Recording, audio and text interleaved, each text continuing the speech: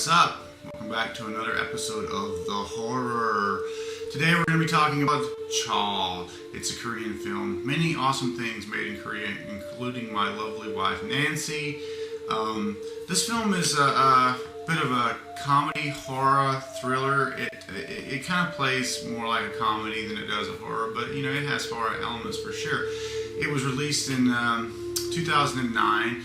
I'm referencing these notes because, hey, these Korean names, even though my wife's Korean and I actually was a linguist in Korean in the U.S. Army, Korean's not something that I work on from day to day. And after having lived in Japan and really kind of acclimated to the language there, anytime I try to speak any Korean, it becomes muddled with Japanese, which is ridiculous. But so I'm just referencing these names, you know, via my notes as opposed to just prattling them off like I generally do because I'm familiar with the filmmakers and the actors. But in this case, not so much. Directed by Jong Won-shin, and probably the most notable star is Yoon Jae-moon, who I was somewhat familiar with from other Korean films, and an actor named Yoo Mi-jung. The film starts off with Yoo Mi-jung's character, Soo-ryung.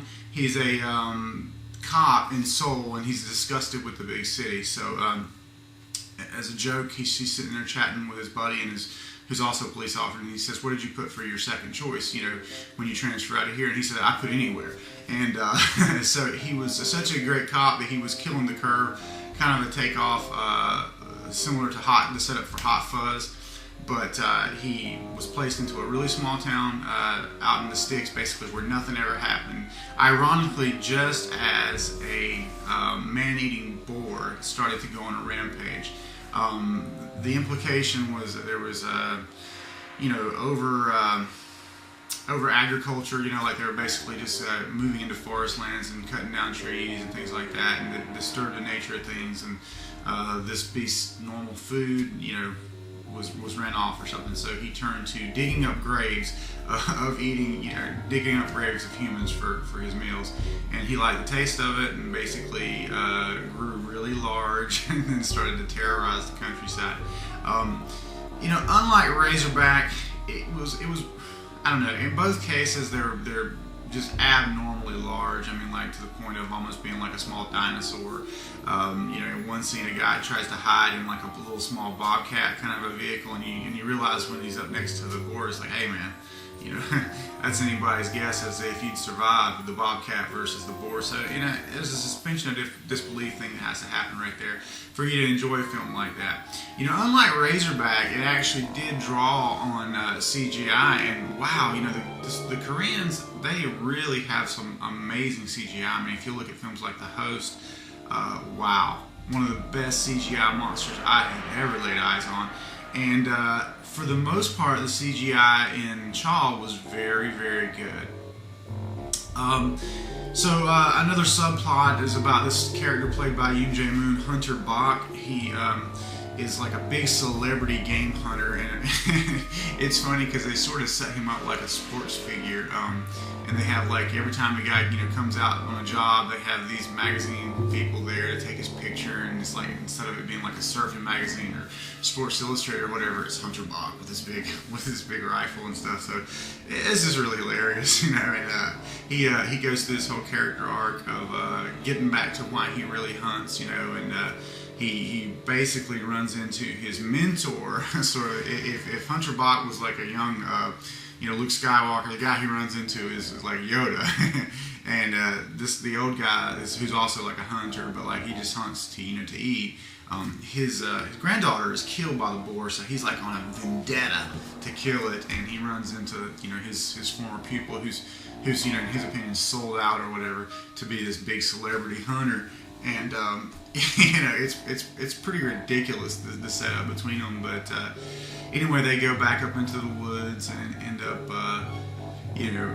tracking this boar down and reverting to ancient hunting technique to kill it. So when apparently like their bullets bounce off of its skin and stuff, they had to go really old school on it to kill it. And I don't want to spoil it for you, but one of those guys makes the ultimate sacrifice.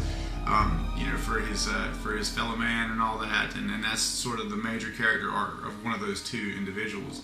But the whole film has a lot of like just Korean flavor, if you will. I mean, like, there's a lot of people eating, you know, I always found Korean food to be, well, really delicious one, but like super exotic compared to how we eat. And same with Japanese food, you know, it's just like the little side dishes and stuff. And, you know, so anytime my wife and I watch a film from Asia, you know, after having lived there for a couple of years, we start, you know, longing for that kind of food and stuff. And you know, famously when my wife ever watches anything like Spirited Away, for example, where there's a lot of that, you know, just eating those delectable little side dishes and stuff.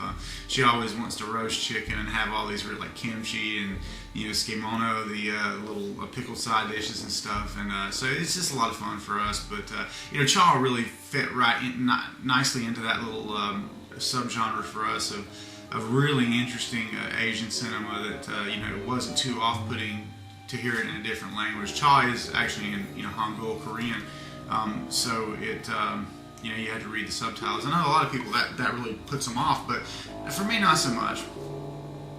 So I enjoyed it. It was a good film. It was definitely a worthy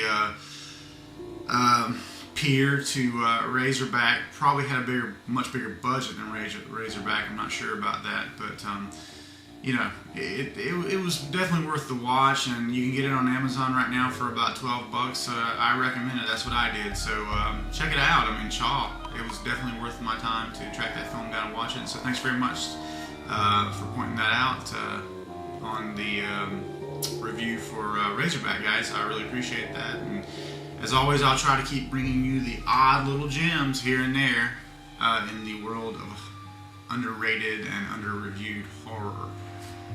See you next time. Thanks for watching.